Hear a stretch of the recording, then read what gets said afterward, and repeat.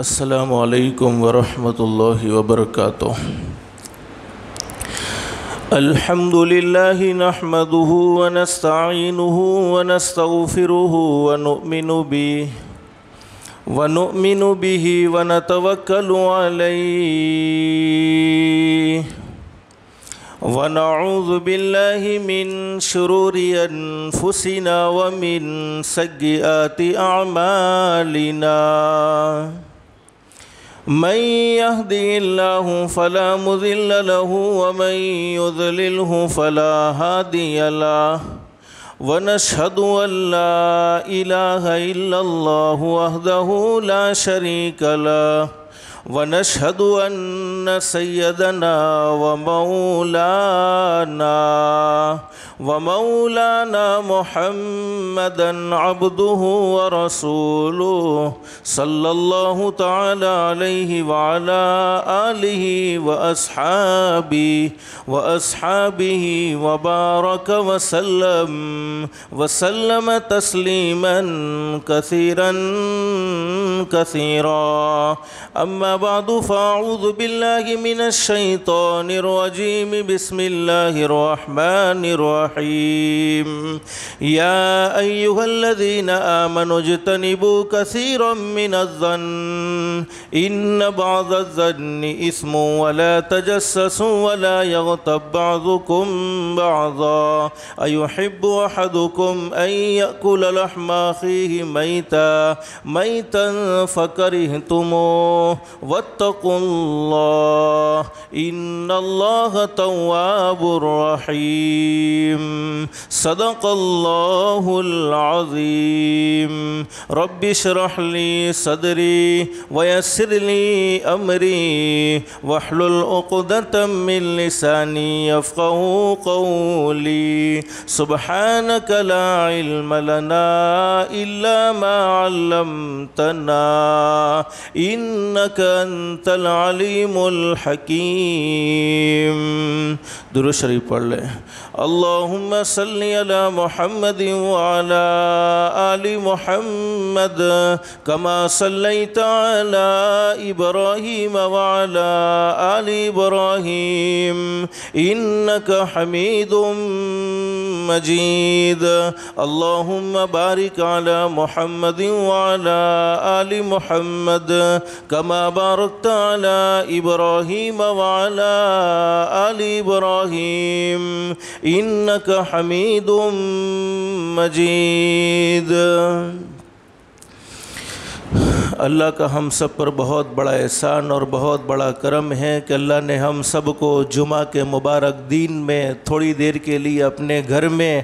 یعنی مسجد میں جمع فرمایا۔ دعا کرو اللہ ہم سب کے جمع ہونے کو قبول فرمائے۔ اور حدیث شریف میں ہمارے نبی حضرت محمد الرسول اللہ صلی اللہ علیہ وسلم کا ارشاد عالی ہے، جمعہ کے دن ایک گھڑی ایسی ہوتی ہے، اس گھڑی میں کوئی بندہ اپنے پروردگار عالم سے جو بھی سوال کرے اللہ پاک اس کے سوال کو ضرور قبول فرماتے ہیں۔ اللہ سے دل سے دعا کر لو، اللہ تو نے اپنے فضل و کرم سے جیسے ہمیں مسجد میں جمع فرمایا، اللہ کے لیے کوئی مشکل نہیں، اللہ ہم سب کو جنت الفردوس میں بھی جمع فرمائے۔ اور حدیث شریف میں فرمایا نبی کریم صلی اللہ علیہ وسلم نے جمعہ کا دن عید الفطر، رمضان کے بعد جو عید آتی ہے اس کو عید الفطر کہتے ہیں، اور عید الاضحیٰ یعنی بقرہ عید سے بھی افضل ہے۔ اور حدیث شریف میں فرمایا نبی کریم صلی اللہ علیہ وسلم نے جمعہ کے دن جتنا ہو سکے نیکی کے کام زیادہ کرتے رہو، جتنا ہو سکے بھلائی کے کام زیادہ کرتے رہو، اس لیے کہ جمعہ کے دن نیک اعمال کا ثواب بڑھا دیا جاتا ہے۔ حدیث شریف میں فرمایا نبی کریم صلی اللہ علیہ وسلم نے جمعہ کے دن کی ایک تسبیح باقی دنوں کی 1000 تسبیح سے افضل ہے، اور جمعہ کے دن کی صرف 2 رکعت نماز باقی دنوں کی 1000 رکعت نماز سے افضل ہے۔ اور حدیث شریف میں فرمایا نبی کریم صلی اللہ علیہ وسلم نے جمعہ کی رات اور جمعہ کے دن رات کے ٹوٹل 24 گھنٹے ہوتے ہیں، ہر گھنٹے میں اللہ رب العالمین 6 لاکھ جہنمیوں کو جہنم سے آزاد فرماتے ہیں اور جنت کا داخلہ نصیب فرماتے ہیں۔ تو دن رات کے ٹوٹل 24 گھنٹے ہوئے، یعنی 24 گھنٹے میں اللہ پاک 1,44,44,44 لوگوں کو جہنم سے آزادی نصیب فرماتے ہیں اور جنت کا داخلہ نصیب فرماتے ہیں۔ اللہ سے دل سے دعا کر لو، اللہ ہم سب کو جمعہ کے مبارک دین کی بھی قدردانی کی توفیق نصیب فرمائے اور رمضان المبارک کے مہینے کی بھی قدردانی کی توفیق نصیب فرمائے اور زندگی کی ہر گھڑی ہر سیکنڈ کی اللہ پاک ہم سب کو قدردانی کی توفیق نصیب فرمائے۔ حدیث شریف میں موجود ہے، حضرت عمر رضی اللہ تعالیٰ عنہ جب رمضان کا مہینہ آتے تھے تو رمضان کا مہینہ جب آتا تھا حضرت عمر رضی اللہ تعالیٰ عنہ کی زندگی میں، تو حضرت فاروق اعظم رضی اللہ تعالیٰ عنہ رمضان المبارک کے مہینے سے کہتے تھے تیرا آنا مبارک ہے، اس لیے کہ تو ہمیں گناہوں سے پاک کرنے کے لیے آیا ہے، تو ہمیں اللہ سے ملوانے کے لیے آیا ہے۔ تو میرے بھائیوں، یہ مہینہ اللہ سے ملنے کا ہے، یہ مہینہ اللہ سے قریب ہونے کا ہے، لیکن میں نے پہلے آپ کو بتلایا تھا کہ اس مہینے میں 2 عبادتیں اہم ہیں۔ نمبر 1 2 عبادتیں خاص ہیں جو دوسرے مہینوں میں نہیں ہیں۔ نمبر 1 روزہ، نمبر 2 تراویح۔ لیکن ہم سب کا یہ سوال ہے کہ ہم اللہ کے فضل و کرم سے روزہ رکھتے ہیں، کیا ہمارا روزہ اللہ کی بارگاہ میں منظور ہوتا ہے یا نہیں ہوتا؟ اصل تو اللہ کی بارگاہ میں منظور ہونا چاہیے، اصل تو اللہ کی بارگاہ میں قبول ہونا چاہیے، اس لیے کہ حدیث شریف میں فرمایا نبی کریم صلی اللہ علیہ وسلم نے صحابہ کرام سے، میرے صحابہ کرام دنیا کی زندگی میں جتنے بھی نیک اعمال کرو گے، نماز پڑھو گے جنت ملے گی،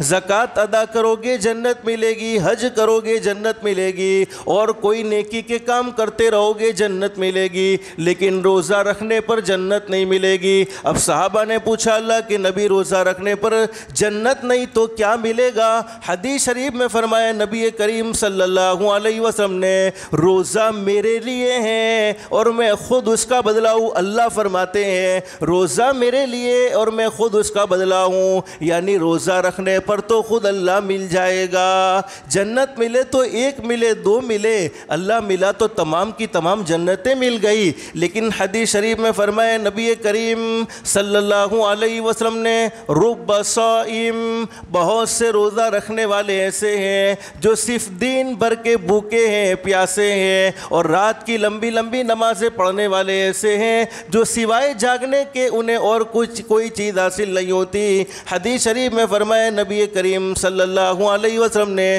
کچھ چیزیں ایسی ہوتی ہیں جو روزوں کو برباد کر کے رکھ دیتی ہیں۔ ہم بظاہر یوں سمجھتے ہیں کہ ہمارا روزہ ہے، اللہ اپنی بارگاہ میں اسے منظور فرما لے، مقبول فرما لے۔ اللہ سے قبولیت کی دعائیں کرتے رہنا چاہیے، اس لیے کہ اللہ پاک اگر کسی عمل کو قبول کر لے تو اللہ کی ذات علی سے امید ہے اللہ ہماری دنیا بھی سنوار دے گا، آخرت بھی سنوار دے گا۔ لیکن حدیث شریف میں فرمایا کچھ روزہ رکھنے والے ایسے ہیں جن کو سوائے بھوکے رہنے کے، پیاسے رہنے کے ان کا کوئی اور بدلہ نہیں۔ اس میں نمبر 1 اپنی زبان سے جھوٹ بولنے والے، کسی مسلمان کی پیٹھ پیچھے باتیں کرنے والے جس کو کہتے ہیں غیبت۔ اور حدیث شریف میں فرمایا نبی کریم صلی اللہ علیہ وسلم نے ایاکم والغیبہ، ہمارے نبی نے فرمایا میرے امتیوں غیبت سے بہت بچو، اس لیے کہ الغیبت اشد من الزنا، غیبت کا گناہ کسی مسلمان کی پیٹھ پیچھے ایسی بات کرنا کہ اسے پتہ چلے تو اسے تکلیف ہو۔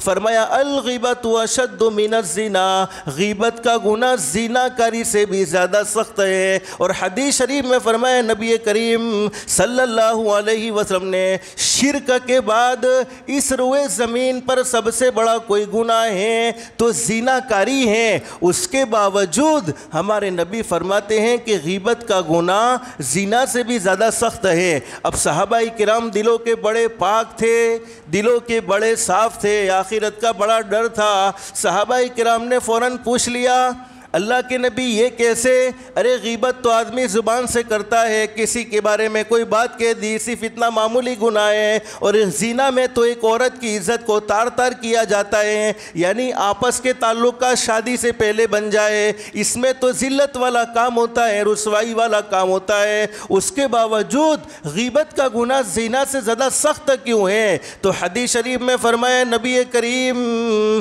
صلی اللہ علیہ وسلم نے، سن لو میرے صحابہ کرام اللہ نہ کرے اگر کوئی غیبت میں، اللہ نہ کرے اگر کوئی زنا میں مبتلا ہو گیا، اللہ ہر ایک کی حفاظت فرمائے، اللہ ہر ایک کو محفوظ رکھے، لیکن اگر دل سے ایک مرتبہ کہہ دیا استغفر اللہ استغفر اللہ استغفر اللہ، بس استغفر اللہ پڑھ لیا، اللہ سے معافی مانگ لی، اللہ نے معاف کر دیا۔ اور حدیث شریف میں فرمایا اللہ نے ایسا معاف کر دیا، التائب من الذنب کمن لا ذنب لہ، میرے بندے جا تو نے گناہ کیا ہی نہیں تھا، لیکن کوئی آدمی غیبت میں مبتلا ہو جاتا ہے، پوری زندگی اللہ کے سامنے معافی مانگتا رہے گا، پوری زندگی اللہ کو راضی کرنے کی کوشش کرتا رہے گا، پوری زندگی اللہ کو پانے کے لیے مجاہدے کرتے رہے گا، لیکن اس وقت تک معافی مل نہیں سکتی جب تک کہ جس کے بارے میں جو بات کہی ہے اس سے معافی نہ مانگ لی جائے۔ اللہ ہم سب کو محفوظ فرمائے، اللہ ہم سب کی حفاظت فرمائے۔ اور حدیث شریف میں فرمایا، میں نے بتلایا نے یہ مہینہ اللہ سے تعلق قائم کرنے کا ہے، اس مہینے میں اللہ سے قریب ہونا چاہیے۔ حدیث شریف میں فرمایا قلوب المؤمنین عرش، مومن کا دل اللہ کی قیام گاہ ہے، اللہ کے رہنے کی جگہ ہے، لیکن جس دل میں مخلوق کی دشمنی ہوتی ہے، جس دل میں مخلوق کا بغض بھرا ہوا ہوتا ہے، جس دل میں مخلوق کے بارے میں عداوت بھری ہوئی ہوتی ہے، ساری کی ساری زندگی اللہ کو پانے کے لیے کوشش کرتے رہیں گے، لیکن جب تک مخلوق کی دشمنی سے دل کے برتن کو پاک اور صاف نہیں کریں گے تب تک اللہ کی محبت ہرگز اس دل میں آ نہیں سکتی ہے۔ اس لیے کہ اللہ کی محبت کے لیے تو صاف ستھرا دل چاہیے۔ لیکن آج آپ کو ایک دعا بھی بتلا دوں، ہم سب کی یہ تمنا ہے، ہم سب کی یہ خواہش ہے کہ لوگوں کے دلوں میں ہمارا ایک مقام ہونا چاہیے، بولو ہے کہ نہیں؟ لوگ ہمیں عزت کی نگاہوں سے دیکھیں، لوگ ہمیں ذلت کی نگاہوں سے نہ دیکھیں۔ حدیث شریف میں فرمایا نبی کریم صلی اللہ علیہ وسلم نے، ہم اپنے گھر میں کتنی مرتبہ آئینے کو دیکھتے، بولو دیکھتے کہ نہیں دیکھتے؟ اور آئینے کو دیکھنا چاہیے، کوئی بری بات نہیں ہے، آئینے میں دیکھ کر ایک دعا کو پڑھ لینا چاہیے، بچوں کو وہ دعا یاد ہوتی ہے، صرف سنت سمجھ کر پڑھنے کا اہتمام کرنا چاہیے۔ اللہم انت حسنت خلقی فحسن خلقی، حدیث شریف میں موجود ہے، فرمایا نبی کریم صلی اللہ علیہ وسلم نے یہ دعا سکھلائی۔ اب دعا کا ترجمہ سن لیجئے، اللہم انت حسنت خلقی، اے اللہ تو نے مجھے خوبصورت بنایا۔ اس لیے کہ ہر آدمی آئینے میں دیکھ کر تو اپنے آپ کو ہیرو ہی سمجھتا ہے، اور حقیقت میں اللہ نے اسے خوبصورت بنایا ہی ہے۔ لقد خلقنا الانسان فی احسن تقویم، اب ہم نے اللہ سے کہہ دیا الہ العالمین تو نے میری شکل کو خوبصورت بنایا ہے، میری شکل تو نے بہترین بنائی ہے، فحسن خلقی، اب تو میری سیرت کو بھی خوبصورت بنا دے، تو نے میری صورت خوبصورت بنائی ہے۔ تو آئینے میں دیکھ کر ہم اللہ سے ایک دعا مانگتے ہیں، اے اللہ جیسا تو نے مجھے شکل سے اچھا بنایا ویسا تو مجھے اخلاق سے اچھا بنا دے۔ تو بولو جس کے اخلاق اچھے ہوں گے لوگوں کے دل میں اس کی محبت ہوگی کہ نہیں ہوگی؟ لوگوں کے دل میں اس کے بارے میں پیار ہوگا کہ نہیں ہوگا؟ ضرور ہوگا۔ تو کیا فرمایا نبی کریم صلی اللہ علیہ وسلم نے، غیبت کی وجہ سے روزہ برباد ہو جاتا ہے۔ بعض علماء کے نزدیک تو روزہ ٹوٹ جاتا ہے، لیکن علماء فرماتے روزہ ٹوٹتا تو نہیں ہے، لیکن روزے میں جو برکتیں حاصل ہونی چاہیے، جو رحمتیں حاصل ہونی چاہیے وہ حاصل نہیں ہوتی ہے۔ اور حدیث شریف میں موجود ہے، ہمارے نبی حضرت محمد الرسول اللہ صلی اللہ علیہ وسلم نے دین کے خاطر بڑی تکلیفیں اٹھائی ہیں، بڑی پریشانیوں کا سامنا کیا ہے، بڑی مشقتوں کا سامنا کیا ہے، یہاں تک کہ صحیح حدیث میں موجود ہے، ہمارے نبی حضرت محمد الرسول اللہ صلی اللہ علیہ وسلم نے ارشاد فرمایا، اس دین کے خاطر، اس ایمان کی محنت کے خاطر جتنا مجھے ستایا گیا، جتنا مجھے پریشان کیا گیا، جتنا مجھے آزمایا گیا، اتنا کسی اور نبی کو نہیں آزمایا گیا، اتنا کسی اور کو نہیں ستایا گیا۔ اب ہمارے نبی تکلیفوں کو برداشت کرتے رہے، مصیبتوں کو برداشت کرتے رہے ہیں۔ جب ہمارے نبی طائف میں گئے، طائف کے سفر سے جب واپسی ہوئی، ہمارے نبی نے اللہ کے بندوں کو اللہ کی طرف بلایا۔ اس وقت ہمارے نبی کے دل پر ایک صدمہ تھا طائف والوں کے سلوک کی وجہ سے، تو ہمارے نبی کو اللہ نے انعام نصیب فرمایا، اور انعام میں اللہ نے آپ کو اپنا مہمان بنایا، یعنی معراج کا سفر کروایا۔ ہمارے نبی حضرت محمد الرسول اللہ صلی اللہ علیہ وسلم ساتوں آسمانوں کو پار کر کے، آٹھوں جنتوں کو پار کر کے اللہ کے مہمان بنے ہیں، اللہ سے آپ کی ملاقات ہوئی ہے۔ لیکن حدیث شریف میں موجود ہے، حضرت اقدس نبی کریم صلی اللہ علیہ وسلم کو جنت کے بھی نظارے کروائے گئے، اور جہنم میں امت کے اعمال کے نتیجے میں جو سزائیں مل رہی تھی وہ سزائیں بھی ہمارے نبی حضرت محمد الرسول اللہ صلی اللہ علیہ وسلم کو بتلائی گئی۔ ہمارے نبی نے جہنم میں کچھ لوگوں کو دیکھا جن کے ناخن تانبے کے تھے، جیسے ہمارے ناخن تو ابھی کتنے ملائم ہیں، لیکن ان کے ناخن تانبے کے تھے، اور وہ تانبے کے ناخن سے اپنے ہی جسم کو نوچ نوچ کر کھا رہے تھے۔ حضرت اقدس نبی کریم صلی اللہ علیہ وسلم نے جبریل امین علیہ السلام سے پوچھا، جبریل یہ کون لوگ ہیں جو اپنے ہی جسم کو اپنے ہاتھوں سے کھا رہے ہیں؟ جبریل نے فرمایا، میرے محبوب یہ آپ کی امت کے غیبت کرنے والے لوگ ہیں، دوسروں کی پیٹھ پیچھے برائی کرنے والے لوگ ہیں، دوسروں کو ذلیل کرنے والے لوگ ہیں۔ لیکن ایک بات یاد رکھو میرے بھائیوں، قرآن کریم میں اللہ پاک ہمیں سمجھاتے ہیں وَتُعِزُّ مَن تَشَاءُ وَتُذِلُّ مَن تَشَاءُ۔ اللہ فرماتے جس کے بارے میں عزت کا فیصلہ کر دوں، ساری دنیا کی طاقت مل کر اسے ذلیل کرنا چاہے نہیں کر سکتی ہے، اور جسے میں ذلیل کرنے کا فیصلہ کر دوں، ساری دنیا کی طاقت مل کر اسے عزت دینا چاہیں نہیں دے سکتی ہے۔ عزت اور ذلت کا مالک تو اللہ ہے، اور صحیح حدیث میں فرمایا نبی کریم صلی اللہ علیہ وسلم نے، جو دوسروں کی برائی کر کے دوسروں کو ذلیل کرنے کی کوشش کرتے ہیں وہ حقیقت میں اپنی کوشش میں ناکام رہتے ہیں، بلکہ اللہ پاک خود انہیں گھر بیٹھے ذلیل اور رسوا کر دیتا ہے۔ اللہ ہم سب کی حفاظت فرمائے۔ حدیث شریف میں موجود ہے، ایک صحابی جن کا نام ہے حضرت ابو امامہ الباہلی رضی اللہ تعالیٰ عنہ، فرماتے ہیں نبی کریم صلی اللہ علیہ وسلم نے ارشاد فرمایا، کل قیامت میں اللہ پاک نامہ اعمال بندوں کو دیں گے، کچھ لوگ ایسے ہوں گے جن کے سیدھے ہاتھ میں نامہ اعمال ملے گا۔ اللہ قرآن کریم میں فرماتے ہیں فَأَمَّا مَنْ أُوتِيَ كِتَابَهُ بِيَمِينِهِ فَيَقُولُ هَاؤُمُ اقْرَءُوا كِتَابِيَهْ، جن کے سیدھے ہاتھ میں نامہ اعمال مل گیا وہ تو کامیاب ہوں گے، وہ تو بڑے خوش ہوں گے اور لوگوں کو بتاتے پھریں گے، ارے دیکھو اللہ نے مجھے کامیاب کر دیا، اللہ نے مجھے سیدھے ہاتھ میں نامہ اعمال دے دیا۔ اللہ پاک فرمائیں گے فَيَقُولُ هَاؤُمُ اقْرَءُوا كِتَابِيَهْ إِنِّي ظَنَنْتُ أَنِّي مُلَاقٍ حِسَابِيَهْ فَهُوَ فِي عِيشَةٍ رَاضِيَةٍ فِي جَنَّةٍ عَالِيَةٍ۔ اللہ فرمائیں گے میرے بندے تم نے دنیا کی زندگی میں اپنی زبان پر کنٹرول رکھا ہے، اپنے نفس پر کنٹرول رکھا ہے، اپنی آنکھوں پر کنٹرول رکھا ہے، اپنے کانوں پر کنٹرول رکھا ہے، جاؤ جنت کی نعمتیں تمہارا انتظار کر رہی ہے۔ لیکن اللہ حفاظت فرمائے کچھ لوگ ایسے ہوں گے وَأَمَّا مَنْ أُوتِيَ كِتَابَهُ بِشِمَالِهِ، جن کے الٹے ہاتھ میں نامہ اعمال ملے گا، بِشِمَالِهِ وَلَمْ أَدْرِ مَا حِسَابِيَهْ، وہ پچھتائیں گے کاش میرا حساب نہ ہوتا تو اچھا تھا، یا لیتہا کانت القاضیہ، میری ایک مرتبہ پھر موت آ جاتی تو اچھا تھا، ما اغنا عنی مالیہ، ارے دنیا میں تو مال کی وجہ سے میری بڑی عزت تھی لیکن آج مالداری کام نہ آئی، ہلک عنی سلطانیہ، دنیا میں تو میری بڑی بادشاہ تھی لیکن آج بادشاہت کام نہ آئی، دنیا میں تو کئی لوگ میرے ماتحتی میں کام کرتے تھے، کئی نوکر کام کرتے تھے لیکن آج وہ بادشاہت کام نہ آئی، اگر کوئی چیز کام آئے گی تو وہ نیک اعمال کام آئیں گے۔ تو حضرت ابو امامہ الباہلی رضی اللہ عنہ فرماتے ہیں قیامت میں اللہ پاک اپنے بندوں کو نامہ اعمال سیدھے ہاتھ میں دیں گے تو وہ اپنے نامہ اعمال میں بہت ساری نیکیاں دیکھے گا، جو نیکیاں اس نے دنیا کی زندگی میں نہیں کری ہیں، دنیا کی زندگی میں اس نے وہ ثواب کے کام نہیں کیے ہیں، تو وہ اللہ سے پوچھے گا، اللہ سمجھانے کے لیے میں کہتا ہوں، وہ اپنے نامہ اعمال میں دیکھے گا کہ حج موجود ہے، حالانکہ میں نے تو کبھی زندگی میں حج کیا نہیں، وہ اپنے نامہ اعمال میں دیکھے گا اشراق کی نماز موجود ہے، میں نے تو کبھی اشراق پڑھی نہیں، وہ اپنے نامہ اعمال میں دیکھے گا چاشتہ کی نماز موجود ہے، اوابین کی نماز موجود ہے، ارے نوافل کا بہت اہتمام ہے، تو وہ اللہ سے پوچھے گا الہ العالمین تو نے ہمارے ساتھ کرم کا معاملہ کیوں فرمایا،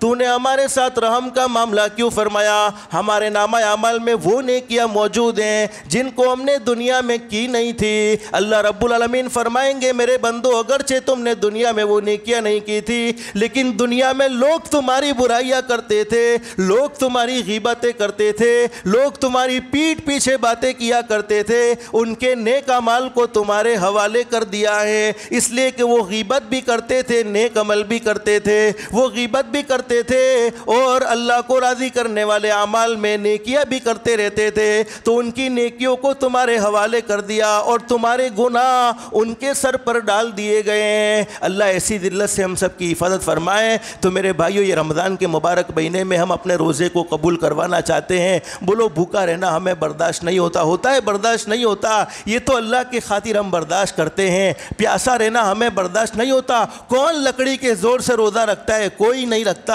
ہر کوئی روزہ رکھتا ہے تو اللہ کی محبت میں روزہ رکھتا ہے، اللہ کے نبی کی محبت میں روزہ رکھتا ہے۔ تو میرے پیارو، جب ہم اللہ کی محبت میں بھوکے بھی رہے ہیں، اللہ کی محبت میں پیاسے بھی رہے ہیں، تو کیوں اپنی زبان کو کنٹرول میں نہ رکھے؟ اپنی زبان کو ضرور کنٹرول میں رکھو۔ حضرت حکیم اختر صاحب نور اللہ مرقدہ فرماتے ہیں، جس نے اپنی زندگی میں 3 چیزوں کی حفاظت کر لی، 3 گناہوں سے اپنے آپ کو بچا لیا، اللہ پاک اسے ہر گناہ سے بچا لے گا۔ نمبر 1، بد نظری، آنکھوں سے غلط دیکھنے سے اپنے آپ کو بچا لو۔ بد زبانی، زبان سے غلط بات کہنے سے اپنے آپ کو بچا لو۔ اور بد زنی، 3 گناہ جس نے اپنی زندگی میں چھوڑ دیے، اللہ پاک اس کے لیے ہر گناہ سے بچنے کو آسان فرما دے گا۔ اور گناہوں سے بچنے کی طاقت بولو کس کی طرف سے ملتی ہے؟ اور نیکی کی قدرت بھی کس کی طرف سے ملتی ہے؟ ایک اللہ ہی کی طرف سے ملتی ہیں۔ لیکن حدیث شریف میں حضرت اقدس نبی کریم صلی اللہ علیہ وسلم نے وضاحت کے ساتھ یہ بات بیان فرمائی ہے